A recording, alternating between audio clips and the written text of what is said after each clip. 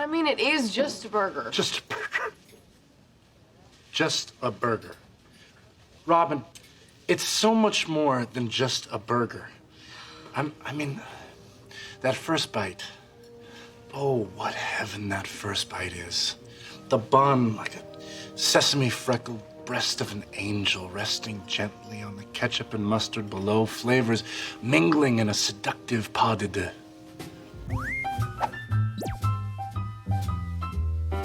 How I Met Your Mother still holds up as one of my favorite sitcoms of all time, and I really don't think they make shows like this anymore. And for today's lesson, we've chosen a hilarious scene where Marshall is obsessed with finding a hamburger he ate 8 years ago right after he moved to New York City. He remembers it vividly as the best burger he's ever had, and now he's on a mission to find it again.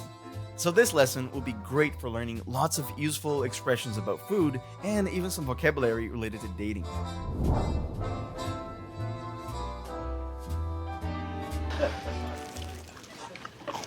Oh my God. I'm never brushing my teeth again.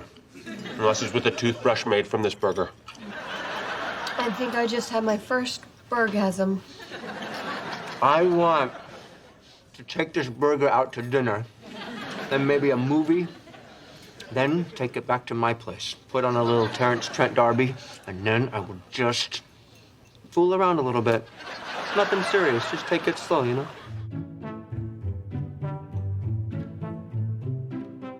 Alright, so first of all, let me just give you some more context about what's happening in this scene.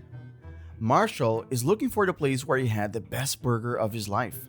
In his quest to find it, he thought this particular burger joint might be the one, because it looked exactly like the place he remembered. So he took his friends there to try the burger, and in this first clip, we see their reaction. Now let's learn the advanced English we hear in it. Oh my God. I'm never brushing my teeth again. Unless it's with a toothbrush made from this burger. I think I just had my first burgasm. Burgasm is a made-up word combining burger and orgasm. It's a funny way to say the burger was incredibly satisfying. I want to take this burger out to dinner, then maybe a movie, then take it back to my place. This is funny because Barney is treating the burger as if it were someone he was dating. His whole line describes this typical romantic evening, so we hear all this relationship vocabulary there, like to take someone out to dinner, to fool around, to take it slow. So let's see. When you take someone out to dinner, you're inviting them to a restaurant and usually paying for the meal. You could also use take someone out with other activities, like take them out to see a movie, or you could take them back to your place, meaning your house or apartment. I want to take this burger out to dinner, then maybe a movie, then take it back to my place. Put on a little Terrence Trent D'Arby. The phrasal verb put on here means to start playing a piece of music, like to put on a song. In this case, Barney says he would put on a little Terrence Trent D'Arby, who is this American singer from the 80s, famous for his romantic or sensual style. When I had you. Which, for Barney, would help set the mood. Then take it back to my place. Put on a little Terrence Trent D'Arby, and then I would just fool around a little bit. Nothing serious, just take it slow, you know? In a more general context, fooling around means acting silly or playfully, like joking with friends. But in this context, it's slang for being physically intimate with someone in a romantic way, but in a way that's not so serious. Now, did you hear the way Barney pronounced that phrase? Put on a little Terrence Trent D'Arby. This is such a great line to learn and practice advanced pronunciation because of the connected speech that we hear in it. If you sometimes think natives speak too fast, like here, instead of saying put on a little, he said put on a little, then that's just because you aren't really getting the connected speech patterns right. That is how natives link, cut, and reduce words when they speak. Let's have a look at this phrase so we can master all the sounds. Put on a little Terrence Trent D'Arby. When a T stands between two vowels like this, we often get a flap T sound, like da da da. So put on sounds like put on. And we also hear the sound in the word little. It doesn't say little, but little. Finally, the word on and a little get linked. So what we hear is on a little, put on a little. Now try and repeat after Barney. Put on a little Terrence Trent D'Arby. Put on a little Terrence Trent D'Arby.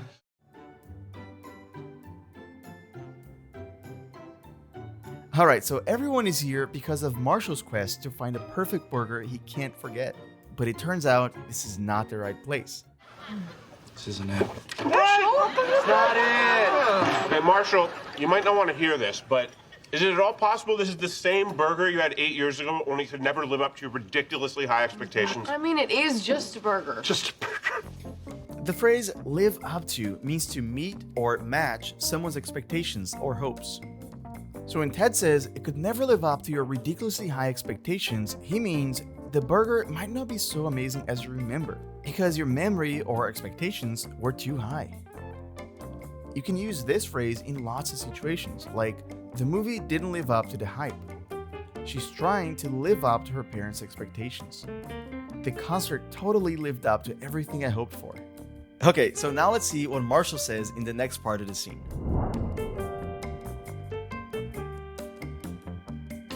Just a burger. Just a burger.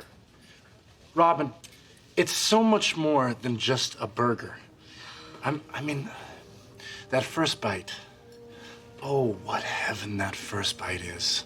The bun, like a sesame freckled breast of an angel resting gently on the ketchup and mustard below, flavors mingling in a seductive pas de deux. And then, a pickle. The most playful little pickle.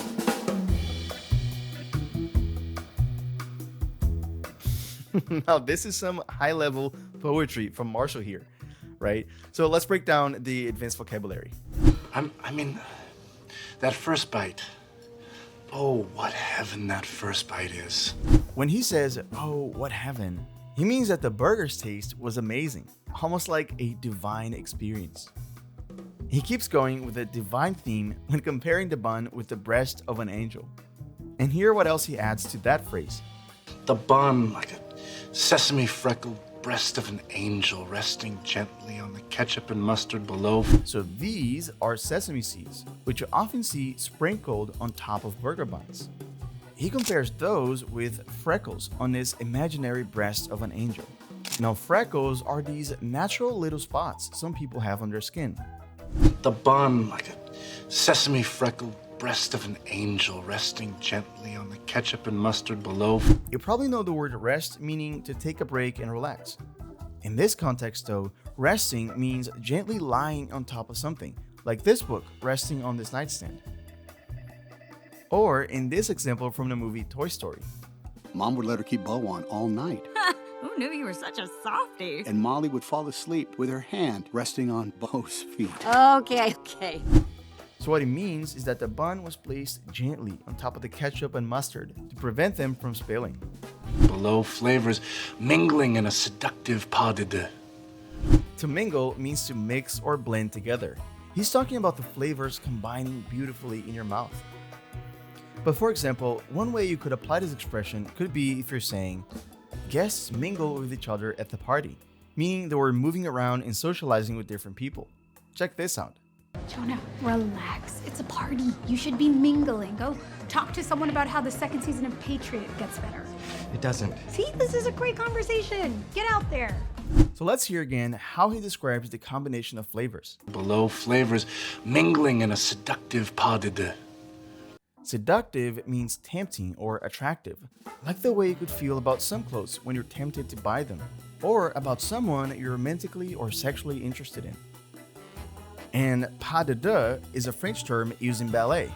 It refers to a duo of dancers who perform like this. Marshall is comparing the flavors of ketchup and mustard to two dancers moving together perfectly and gracefully. Now, before we move on to the last part of the scene, I want to check how good your burger vocabulary is. Let's take a closer look at this typical burger. Looking at these ingredients, see if you can name them all in 8 seconds.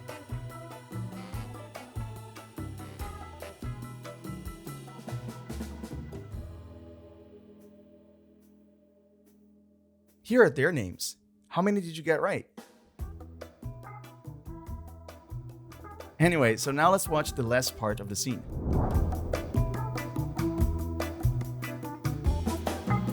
And a slice of tomato, a leaf of lettuce, and a patty of ground beef. So exquisite. Swirling in your mouth, breaking apart and combining again in a fugue of sweets and savories. So delightful. This is no mere sandwich of grilled meat and toasted bread, Robin. This is God speaking to us through food. And you got our wedding vows off the internet.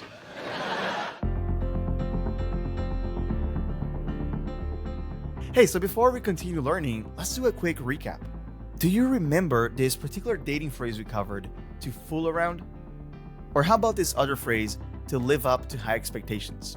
Wouldn't it be awesome if you could actually use these naturally in your next English conversation? Well, to make these phrases part of your active vocabulary, that is, the words that come to mind automatically when you're speaking, then you need an effective way to make sure that you remember them. And that's what we give you on our mobile app. For every lesson like this one, we create flashcards with all the key expressions. And with our spaced repetition system, we help you review new words right before you're about to forget them, so they can actually stick with you forever. You can start using the app right now and continue practicing with this lesson from there. Just click the link in the description below or search for Real Life English on your favorite app store, and I hope to see you there. And a slice of tomato, a leaf of lettuce, and a patty of ground beef. So exquisite. Ground beef is beef that is cut up into very small pieces in a meat grinder or other machine. And you remember what a patty is, right? From the image we saw? It's basically this disc-shaped meat part of the burger. He calls the patty exquisite, which means extremely beautiful or of exceptional quality. Check out these examples. Ingrid, the food was exquisite. Thank you. So lovely to meet you, Miss Bridgerton. Your gown, it is exquisite. Swirling in your mouth, breaking apart and combining again in a fugue of sweets and savories. So delightful. Now imagine leaves spinning in the wind, dancing around before settling. That circular, flowing motion is exactly what swirling looks like. So when Marshall says the patty swirls in your mouth, he means it's spinning and moving smoothly like those leaves. And then he adds, breaking apart and combining again in a fugue of sweets and savories. So delightful. To break apart means to separate or split into smaller pieces, like this. Fugue is a technical musical word. It's used in classical music to describe many melodies playing together. So a fugue of flavors would be a group of flavors that feel like a beautiful song made of different tunes. Now, by saying sweets and savories, he's probably referring to the sweet taste of ketchup or tomato and the savory flavors of beef and mustard. And everything together, it's so good, it makes you feel happy and satisfied. In other words, it's delightful. The word delight means pleasure, and so delightful is pleasurable, satisfying. Breaking apart and combining again in a fugue of sweets and savories. So and finally, if you're following the rhythm of this line, you may have noticed there's some connected speech happening here too. Let's listen to this phrase again. Breaking apart and combining again in a fugue of sweets and savories. So first of all, the ending of the word combining gets reduced to just an N sound, and that connects to the word again. So what we get is combining again. Then the N sound from again links to the next vowel from in, again in. And the same thing happens one more time between N and A. Inna, again inna. So altogether it sounds like combining again inna. Listen and repeat after Marshall. Breaking apart and combining again in a fugue of sweets and combining again in a... This is no mere sandwich of grilled meat and toasted bread, Robin. This is God speaking to us through food. This is a dramatic or poetic way of saying something is much more than it appears. This is no mere sandwich means this is not just an ordinary, simple sandwich. So the word mere means just or only. No, you misunderstand. This was no mere flirtation. Marina loves this man. She loves him still. And yet she's marrying me. And you got our wedding vows off the internet. Wedding vows are the promises a couple makes to each other during their wedding ceremony. This line makes the scene even funnier because Marshall, who just gave this super poetic speech about a burger, apparently didn't even write his own wedding vows. He just got them off the internet, meaning he copied them from a website instead of writing them himself. Alright, now let's test your comprehension by watching the entire scene again, this time without any subtitles, and I'm gonna ask you some questions just to see how well you've understood everything. Let's do this.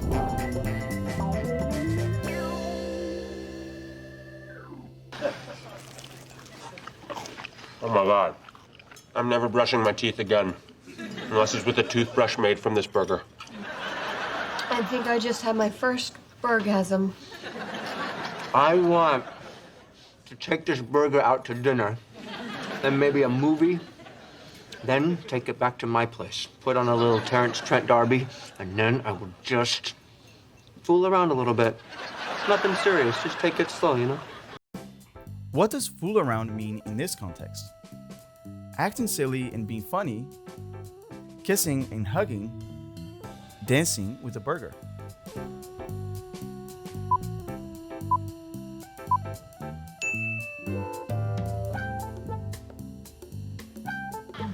This isn't it. Not it! Hey, Marshall, you might not want to hear this, but is it at all possible this is the same burger you had 8 years ago, only to never live up to your ridiculously high expectations? I mean, it is just a burger. Just a burger. Just a burger. Robin, it's so much more than just a burger. I mean, that first bite. Oh, what heaven that first bite is. The bun, like a sesame freckled breast of an angel resting gently on the ketchup and mustard below, flavors mingling in a seductive pas de deux. When flavors are mingling, they are mixing together gently, turning into a stronger flavor, contrasting with each other.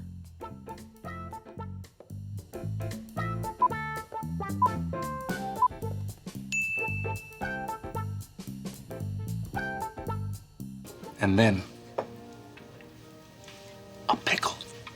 The most playful little pickle. And then a slice of tomato, a leaf of lettuce, and a patty of ground beef. So exquisite. Swirling in your mouth, breaking apart and combining again in a fugue of sweets and savories. So delightful. Which word means exceptionally good? Inquisite, requisite, exquisite.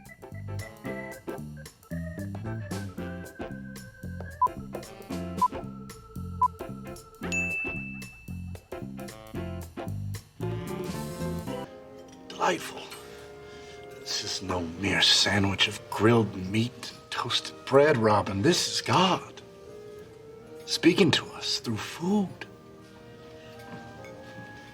And you got our wedding vows off the internet. What is another way to say this is not just an ordinary sandwich?